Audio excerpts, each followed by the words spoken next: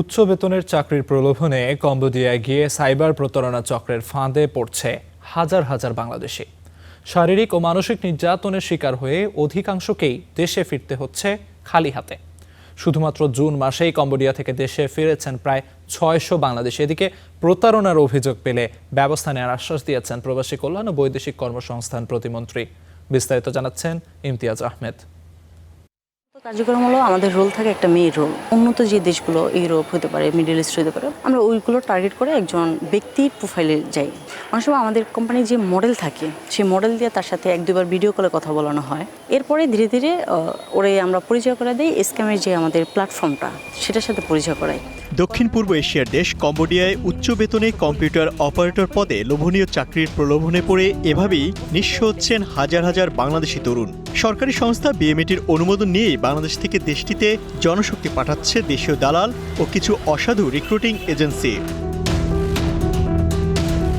সম্পূর্ণ বৈধ পথে বাংলাদেশ থেকে প্রথমে কম্বোডিয়ার রাজধানী নমপেনে নিয়ে যাওয়া হয় প্রবাসীদের। এরপর সেখানে তাদের তুলে দেওয়া হয় দেশটিতে থাকা দালাল চক্রের হাতে। মূলত তাদের হাত ধরে কম্বোডিয়ার বিভিন্ন অঞ্চলে ছড়িয়ে ছিটিয়ে থাকা সাইবার স্ক্যাম কম্পাউন্ডগুলোতে বিক্রি করে দেওয়া হয় তাদের। শুরু হয় এক বন্দি জীবন, যেখানে তাদের একমাত্র কাজ উন্নত বিভিন্ন দেশের নাগরিকদের প্রতারণার ফাঁদে ফেলে বড় অঙ্কের টাকা হাতিয়ে নেওয়া। আর যদি কেউ এই কাজ করতে রাজি না হয় অথবা টার্গেট পূরণে ব্যর্থ হয়, তাহলে শুরু হয় অমানবিক নির্যাতন।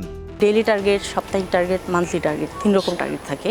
কোনো একটা যদি ফিল আপ করতে না পারে তাহলে টর্চার করে, ইলেকট্রিক স্টিকগুলো দিয়ে টর্চার করে।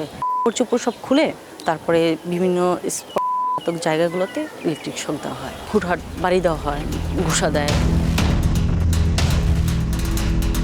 বিএমইটির তথ্য অনুযায়ী ২০২৪ সাল থেকে চলতি বছর পর্যন্ত গেল ২.৫ বছরে বাংলাদেশ থেকে কম্বোডিয়া গেছে ১৭,০১৩ জন। এর মধ্যে গেল ৬ মাসে গিয়েছেন ৩,৬৬০ জন। প্রতারণার ফাঁদে পড়ে শুধুমাত্র গেল জুনে দেশে ফেরত এসেছেন ৫৮৩ জন। কম্বোডিয়ায় জনশক্তি রপ্তানি করে প্রতারণার ফাঁদে ফেলার বিষয়ে সবচেয়ে বেশি অভিযোগ পাওয়া যায় স্যাম ইন্টারন্যাশনালের বিরুদ্ধে। বাইরার ওয়েবসাইটে দেওয়া ঠিকানা অনুযায়ী রাজধানীর শান্তিনগরে গেলে প্রতিষ্ঠানটির অস্তিত্বই মেলেনি। এখানে ছিল তো আমরা পুরানি ছিল, আগে ছিল, এখন আর নাই। না, ওইখানে অফিস করে এখন নতুন অফিস। তবে পল্টনে স্যাম ইন্টারন্যাশনালের নতুন ঠিকানায় স্টার নিউজ। প্রতিষ্ঠানটির ম্যানেজিং পার্টনার আব্দুস সাত্তারের সঙ্গে দেখা করতে চাইলেও অনেকক্ষণ অপেক্ষা করিয়ে জানানো হয় তিনি কথা বলতে প্রস্তুত নন। আপনারা কথা বলবেন, তবে এই জন্য একটু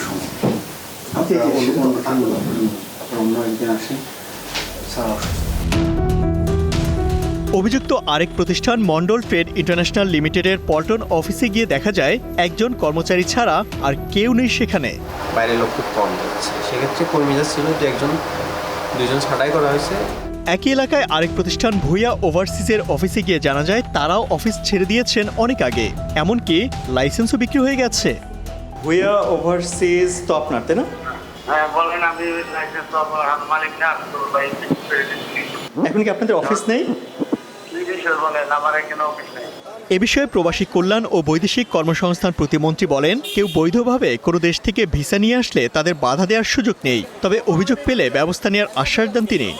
যে সমস্ত দেশে আমাদের প্রবাসীরা গিয়ে প্রতারিত হচ্ছে সেই সমস্ত দেশগুলোর বিষয়ে আমাদের একটা কড়াকড়ি আরোপ করা অলরেডি আছে, এবং বিশেষ করে যে সমস্ত এজেন্সিগুলো এই প্রতারণার সাথে জড়িত তাদের বিরুদ্ধে যদি অভিযোগ দায়ের করে আমরা ব্যবস্থা নেই। কিন্তু কম্বোডিয়া থেকে পত্রপত্রিকা মাঝে মাঝে দেখি যে এতজন আসতেছে, কিন্তু তারা কিন্তু আমাদের কাছে সেইভাবে খুব উল্লেখযোগ্য সংখ্যক অভিযোগ করে না। অভিযোগ না করলে তো আমরা ব্যবস্থা নিতে পারি না।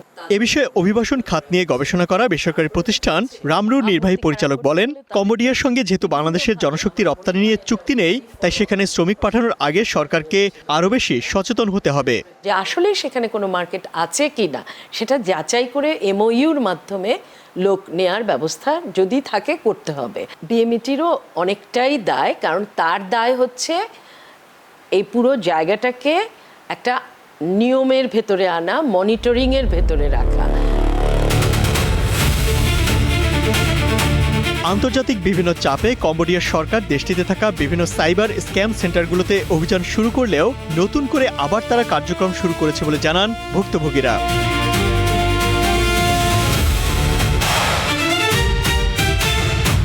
Imtiaz Ahmed, Star News, Dhaka.